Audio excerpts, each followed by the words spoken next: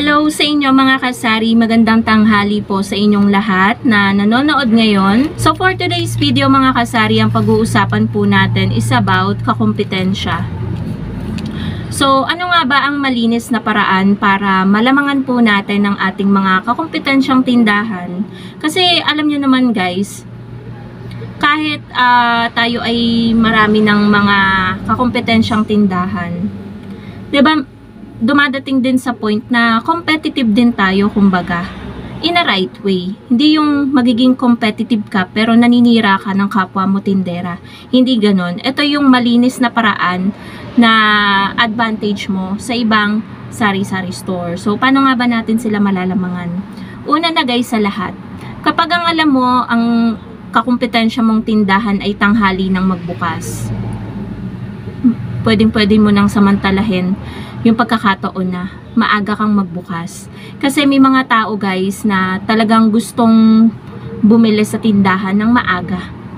Kumbaga, mga morning person na mga alas 5, alas 4, nagkukusina or nagluluto na kasi yung mga estudyante nila or yung asawa nila papasok sa trabaho, ganyan. So, kailangan nilang magluto ng maaga. Paano kapag wala palang mantika, magkakape, wala palang asukal, or wala palang 3-in-1 na ganyan? Tatakbo sila sa malapit na tindahan.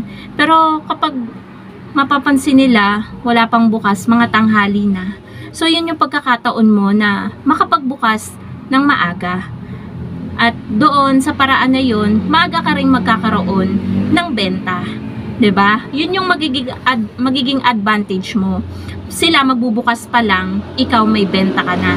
So, malinis na paraan para malamangan mo ang ibang tindahan, guys. Siguro sa to the point na may mga paninda ka na wala sa kanila. Kumbaga may mga merienda ka, ganyan.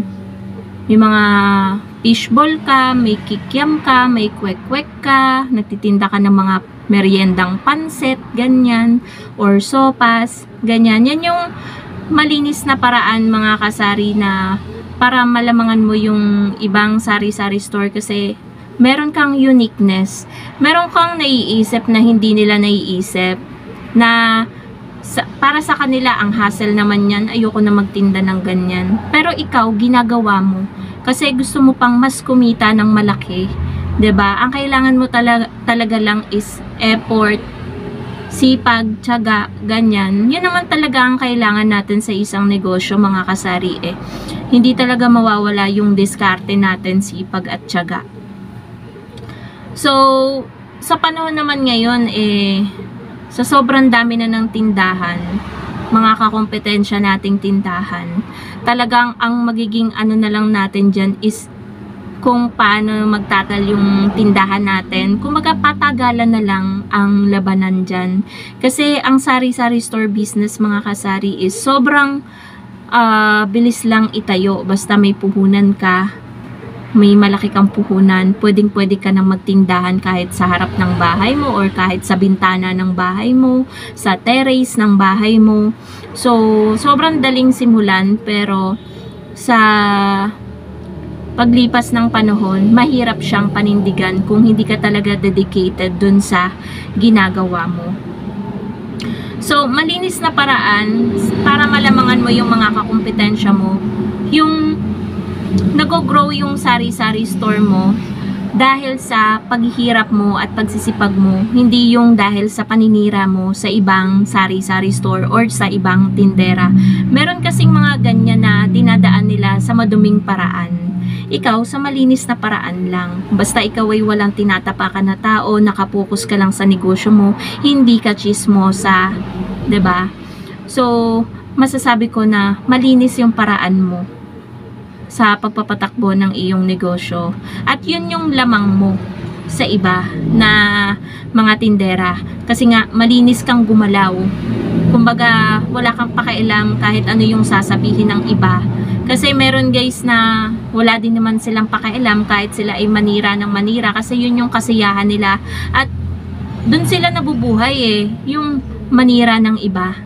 Para makaangat-angat sila. Kasi ang isang taong naninira mga kasari, asahan nyo, hindi nila sisiraan ang sarili nila. Bagkos ay pagagandahin nila yung image nila at ikaw yung ipapasama nila.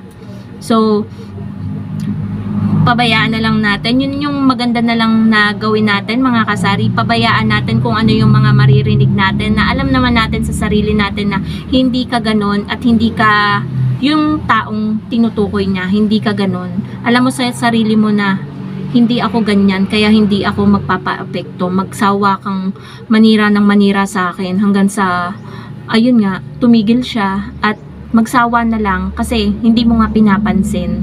Kasi yung mga ganong tao guys, hanggat pinapansin mo, hindi ka talaga titigilan. Pero kapag alam nila at nakikita nila na hindi ka nababother, titigil na yan kasi, 'di ba? Sayang yung effort nila, mga kasari, sa paninira sa'yo.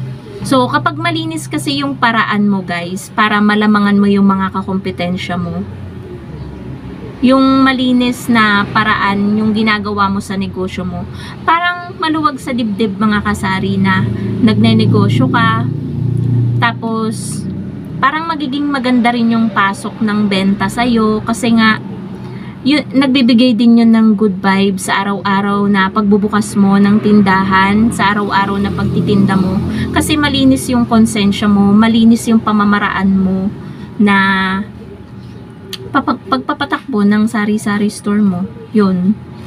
So, ano pa ba masasabi ko?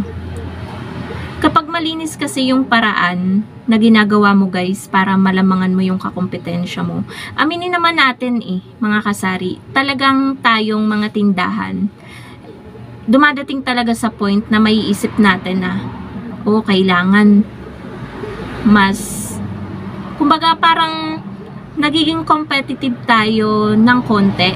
Kumbaga, mapapaisip ka, ay lamang ako sa ganito, ay ganito ako, mas lamang ako sa kanya dito, ay mas mura yung paninda ko, so kailangan kong, basta ganon, maiisip mo na lang, mga kasari, na ganon. Kasi aminin nyo man o hindi, mga kasari,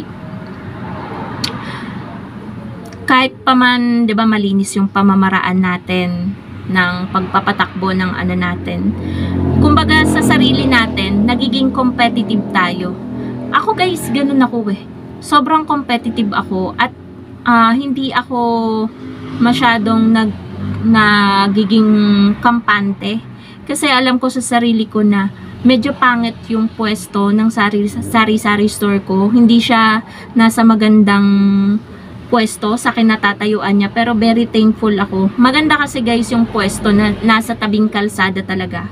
Pero okay na rin guys itong pwesto ko na to, kasi itong pwesto ko na to, dito ako nakilala ng mga customer, at yung ibang tindahan tinuturo nila, dahil dun ka bumili sa may papasok na tindahan. Ganon, parang yun na rin yung naging landmark. Parang ganon, mga kasari. So, ano pa ba?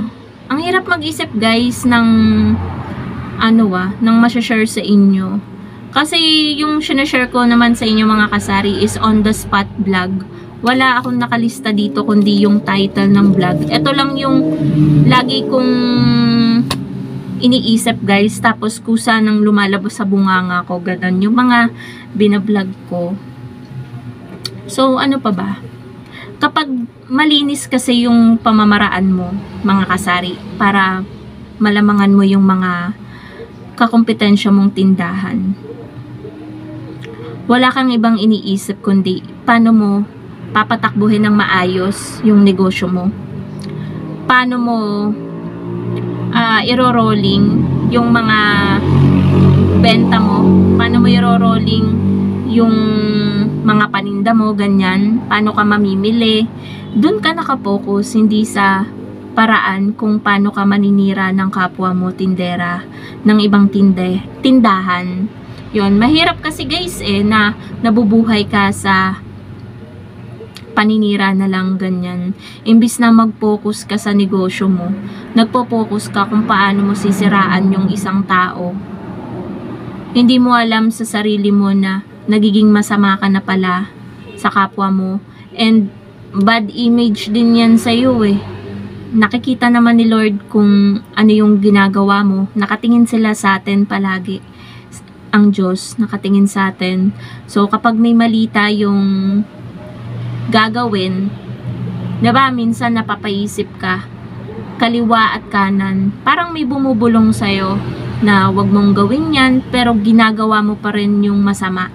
So ayun guys, para sa akin lagi nyong pipiliin ng maging mabuti, yung malinis na pamamaraan palagi. Kahit sa negosyo kasi guys, kapag malinis yung konsensya mo, malinis yung pamamaraan mo para malamangan yung kakumpetensya, parang yung negosyo mo is magiging successful. Ganon. Kasi ganon guys yung ginawa ko from the start, na nagsimula akong magsari-sari store since 2018, ngayon 2025 na. So hindi ako naninira ng kapwa ko tindahan. Mag-cost, tinutulungan ko pa sila in terms sa, kunwari kapag magpapapalit sila, kailangan nila ng coins or kailangan nila ng hundreds, kapag nagpapapalit sila ng 500 at 1,000, hanggat meron ako, binibigay ko mga kasari, pinapalitan ko. Pero kapag alam ko mga kasari na sakto lang yung pamalit ko, hindi ako nagpapalit, ganon. So ganon ang tamang pamamaraan mga kasari, yung malinis na paggalaw natin para malamangan natin yung mga kakumpetensya nating tindahan. So yun lang naman mga kasari ang masasabi ko para sa inyo, na maigi na magpatakbo tayo ng negosyo sa malinis na paraan para yung babalik din po sa atin na blessing is talagang maluwag sa loob natin na kaya ko to nakuha dahil sa paghihirap at sipag at tiyaga ko.